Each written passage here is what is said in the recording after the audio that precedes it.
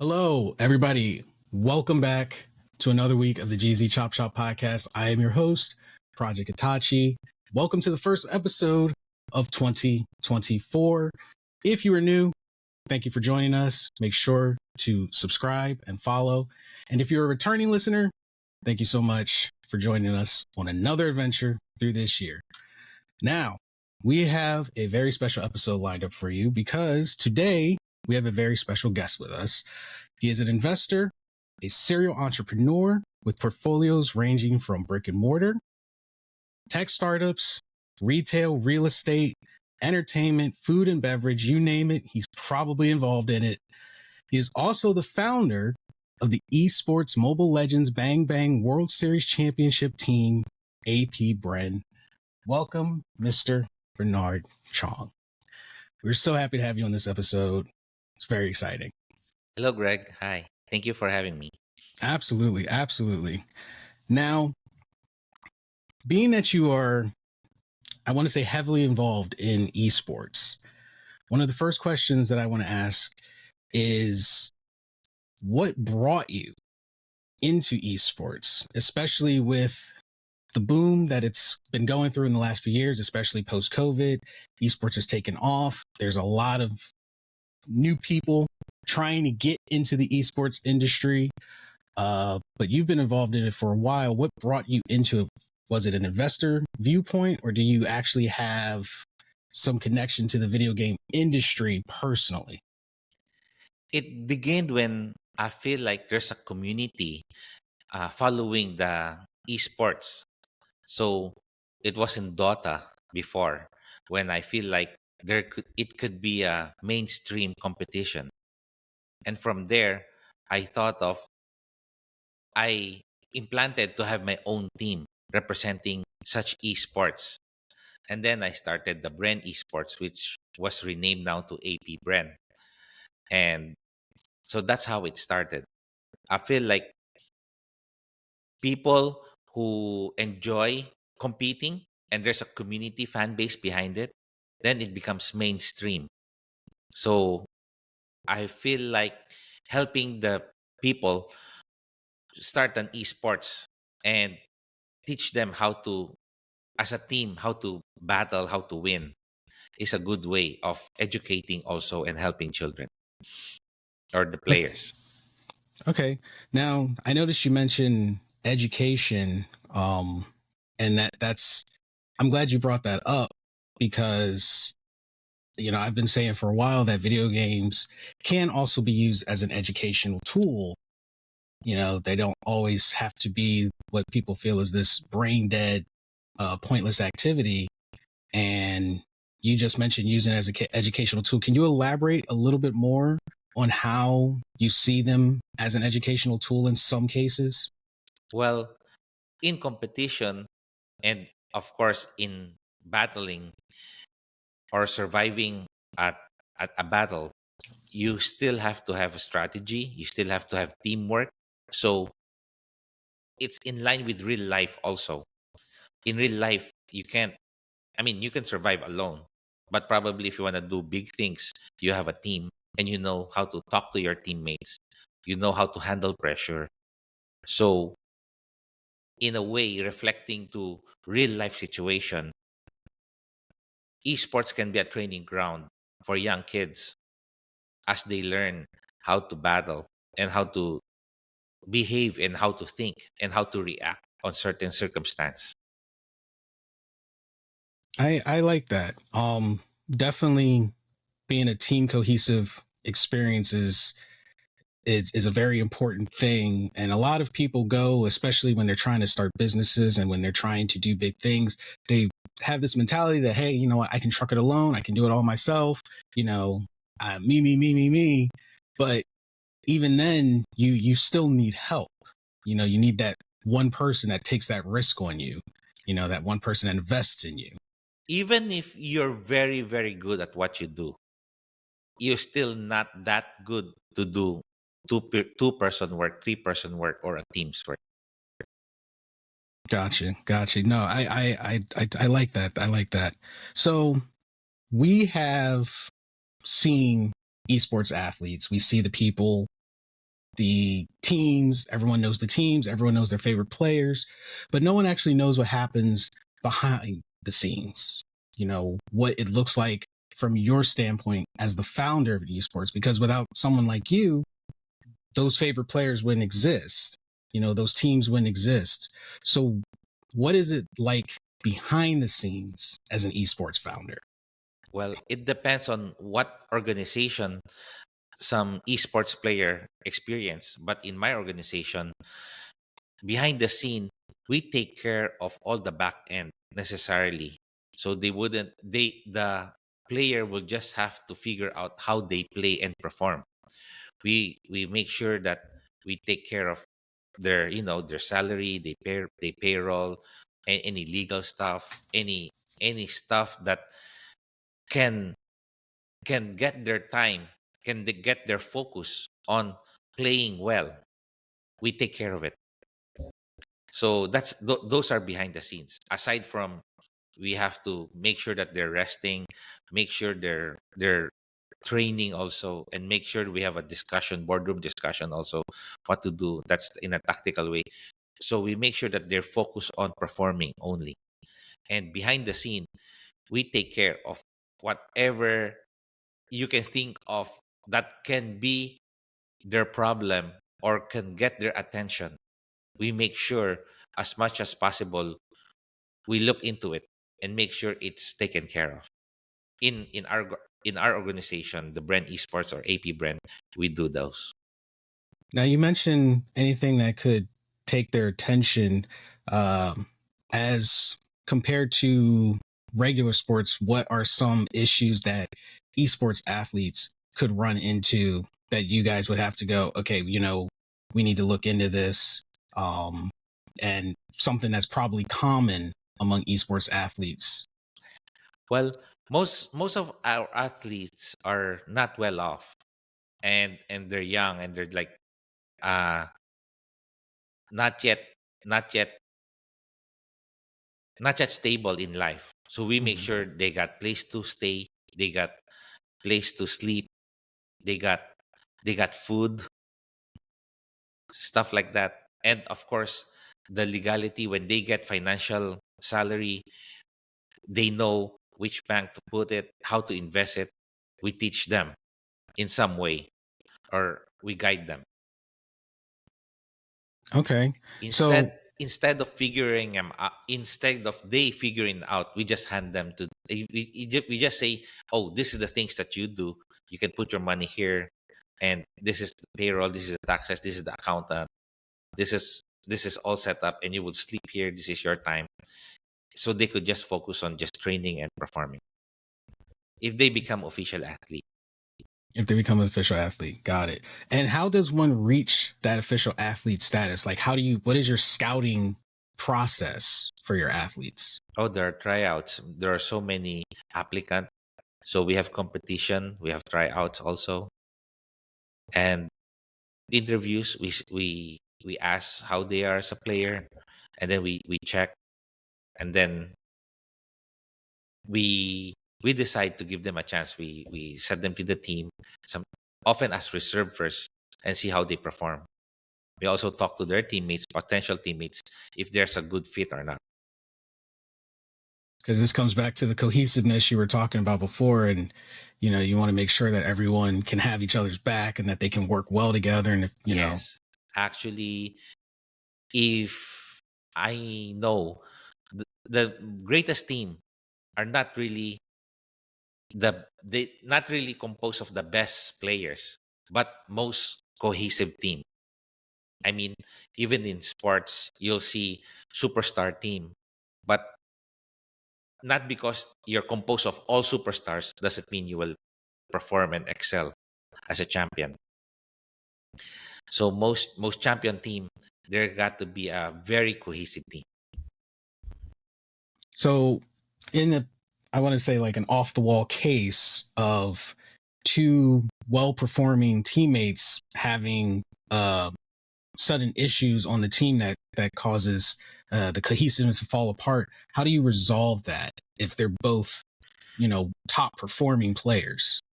Well, sometimes you know how to fix it if they're mature enough. Through our experience, we've been doing this for 5 years. But sometimes there's some dogs, like top players, who won't work with each other, and then Mm. you just have to talk to them and ask them to face it. If they can learn how to play together, that's good. If they can't, then whoever stays, and one person normally goes, because if they both stay, then you can't you can't have a successful team because the cohesiveness is not there. So, being an investor, what are some of the risks that you have to look out for in investing in esports? Well, I don't see risk as risk if you know what you're doing. It's more like you gotta be patient still with time, because you're teaching.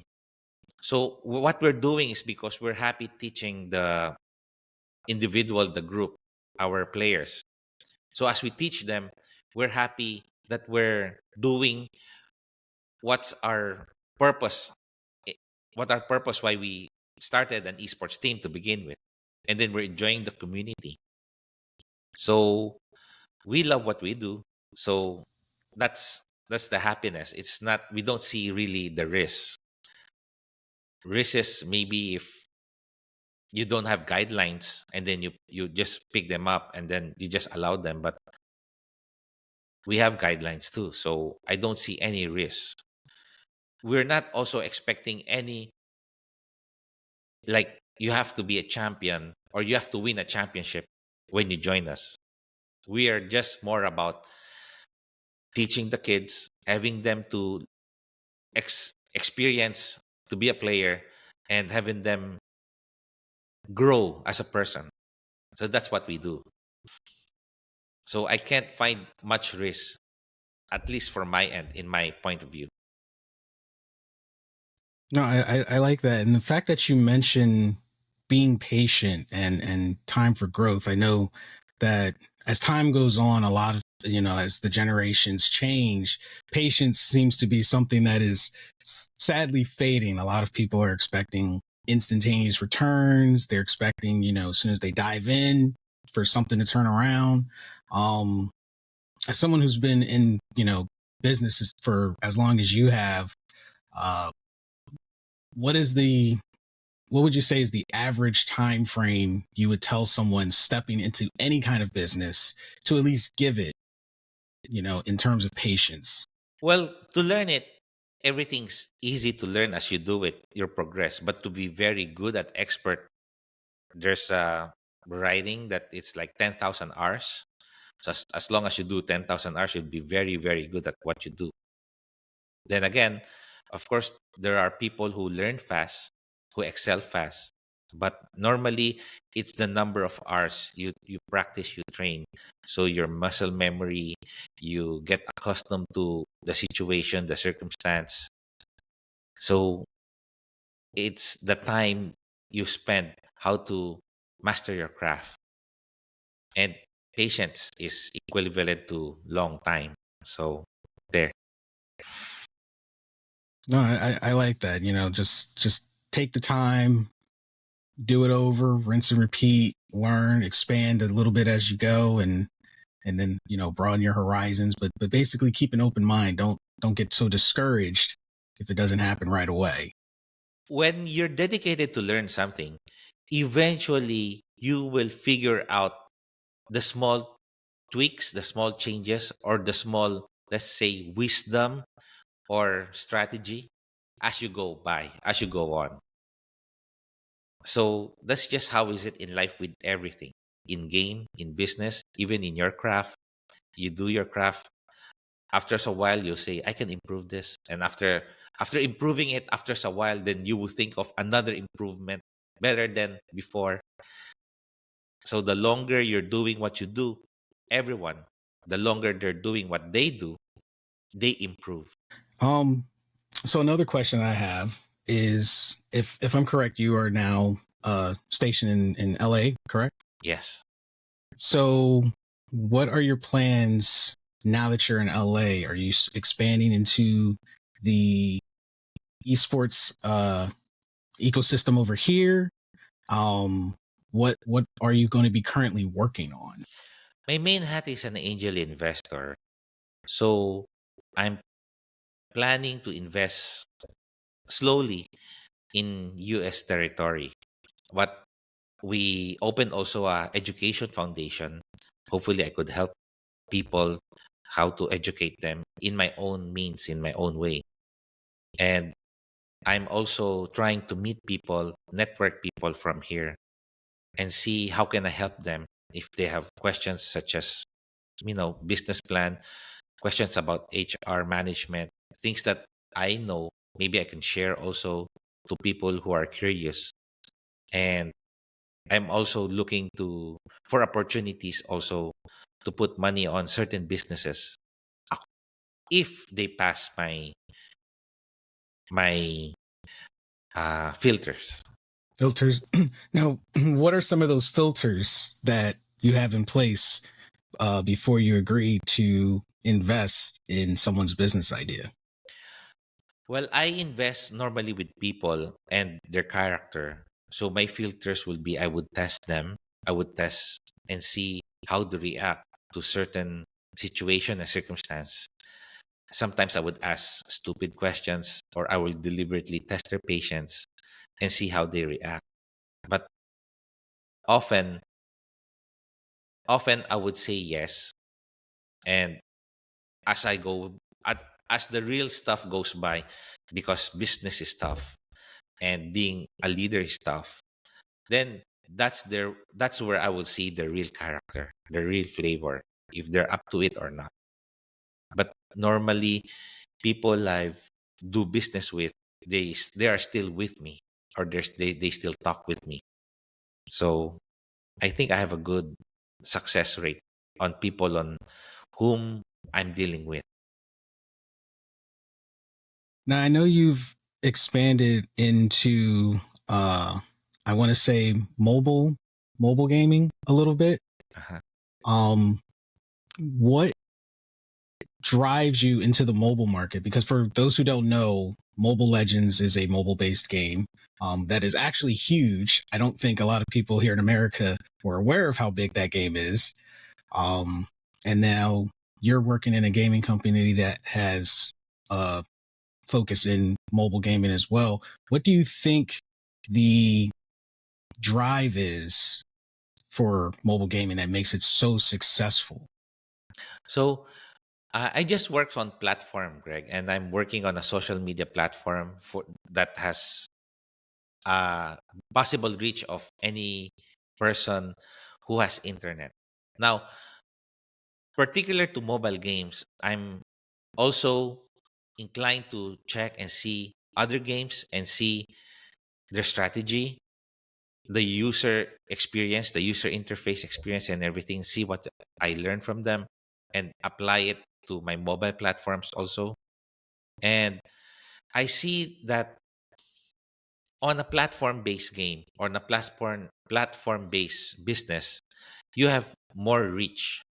So you could, let's say, help more people or teach more people. You could influence more people by being in a platform based business or platform based game.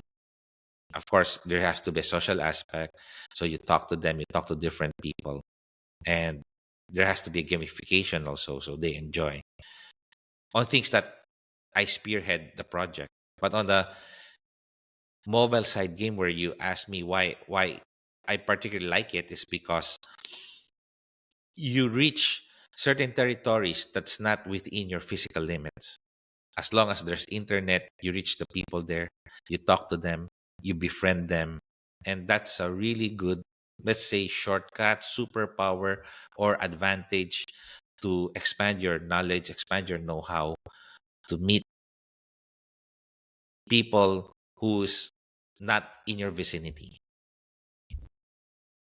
Okay, so pretty much casting a really wide net as you know, as big as you can to reach as many people as possible. Yes. Uh, do you see yourself doing like another AP Bren team here? Uh, maybe maybe in the future. For now, it's I try to stay in my lane, and I have a team already, and it's successful. So I see no sense of making another team yet. So right now, it's it is just like as is for now. I mean, I'm not closing any doors, but I'm not planning also. I just let's see. So this question is more about, you know, your personal feeling, being that I know you have your ear to the ground on, you know, industry moves and everything. How do you feel these acquisitions between gaming companies, Microsoft acquiring Activision Blizzard, Sony trying to keep up, acquiring things like Bungie? How do you feel that that will affect the market or esports in the future if everything starts falling under one giant umbrella? Does that concern you in any way as an investor, or do you see it as a good thing? I feel like it's natural for a successful smaller company to be acquired by bigger company.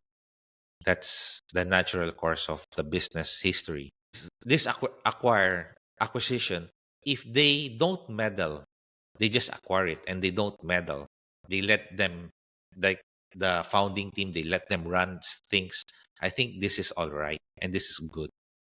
But acquiring certain businesses and you meddle with the founder or you meddle with the management to tweak on a certain stuff, then maybe this will affect the so-called company.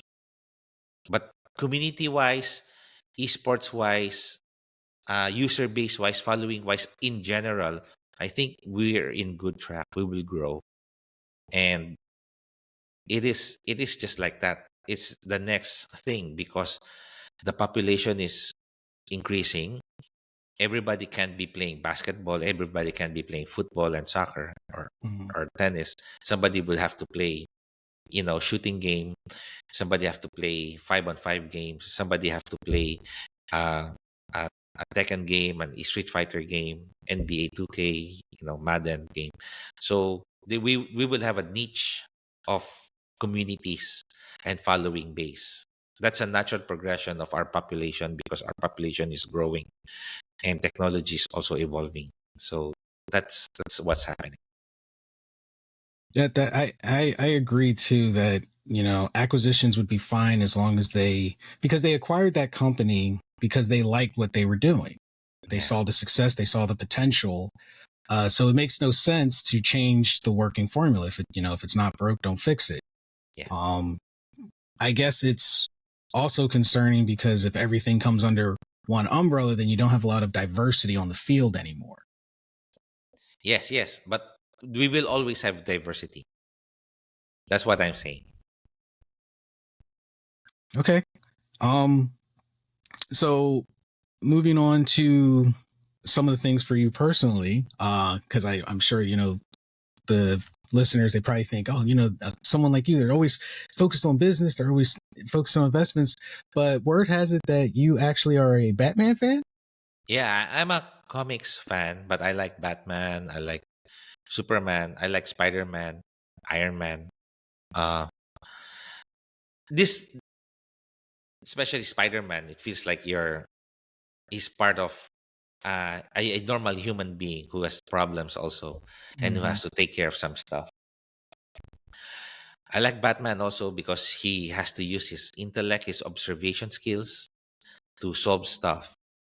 So generally, reading comics and reading in general helps me also see other windows and see wait, helps me see other life and events and the writer's point of view, and you learn from them.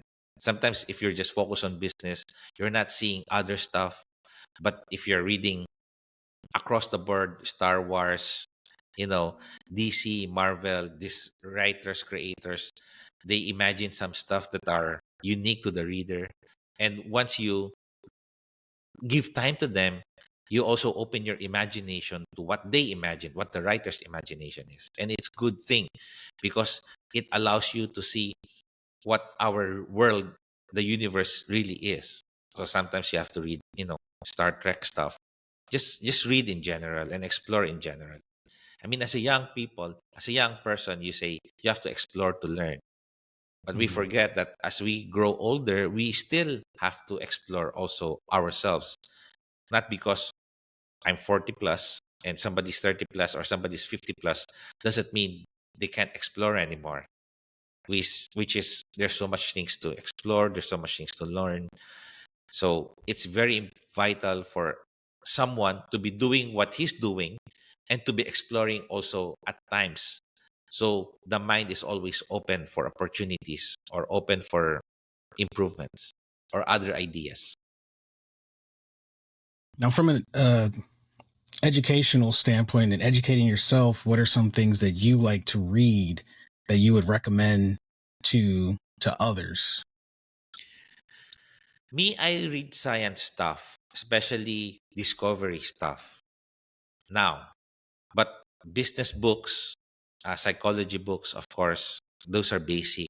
Uh, how to win friends, influence people, those are relationship books. Uh, those any kinds of books that are good at their own titles are good at what they're teaching. For example, if it's a management book, four disciplines of execution, the 4D of execution is a good management book. Or if you want about how you save money and how you see money, so the Rich Dad Poor Dad and the Richest Man in Babylon. So there are certain genre books that are that has been spoken of, and you just have to read them too, so you learn what other people know.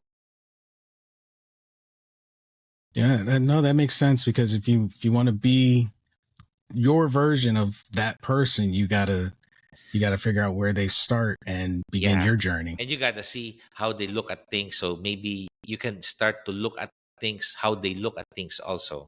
Okay, no, that's good. That's actually insightful for for myself as well because like you said in this industry of podcasting, uh, it's having to look at other podcasters, successful podcasters, and figuring out okay, what was their starting point? How did they look at things? Where did they begin? In business, there's this called flywheel. So you got to know your flywheel. So for example, if you're a podcaster and you want to have many, you have to reach more reach, right? uh, so you have to know your flywheel and keep doing your flywheel. So in our example of our family business, World Balance, which is a local shoe brand in Philippines, we're the number one local shoe brand there in Manila. So our flywheel there was collaboration. So Word Balance collaborated with Disney. Word Balance collaborated with Star Wars. So the fan base of Word Balance and the fan base of Disney, they collab. And every time we collab, we see that our business sales increase and that the traction also increase and the volume of community increase also. So at least we now know in our shoe brand, collaboration was our flywheel. Of course, in your podcast, you should see other podcasters and you just see how they grow and see what their flywheel is. And maybe collaboration can be your flywheel too. And I just learned the term flywheel from you right now. And I'm sure some listeners just learned that as well. Collaboration is definitely a big one though. That one floats around in the social ecosystem quite a lot. They say do Yeah. reach out, you know Yeah. just connect. Flywheel is something that is what when you do it, your business becomes bigger. So that's the flywheel. So you also mentioned an organization you've started, the Bren Seed Foundation. Um, would you like to briefly go into that a little bit more? I feel like I started the foundation to help people in my way to educate because I feel like education is the best way to change or help certain individual or people when they learn, rather than giving them resource or giving them fish so they could feed themselves. It's teaching them how to fish. Oh, the fish. But Yeah. in a real sense is helping them to be educated. They might able to make themselves a living. But of course, it's not easy. So you got to be patient with people learning to be educated also. I love it. We keep coming back to that word patience. That is something that cannot be said enough. Actually, yes. As much as you don't want to deal with it, it's there. And even if you don't want to practice it, it's going to be there. And it's everywhere. Like when you're a parent, being patient to your kids, when your kids being patient to your craft, when you're an NBA player, you were patient before you become a star. When you're starting, patience is always there. Well, I know you're a very, very, very busy man, and I don't want to take too much more of your time. The last thing I would like to talk to you about briefly is you're the co-owner of Synergy 88 Studios. Yes. Can you tell us a little bit about Synergy 88? So we were producing digital assets for Microsoft.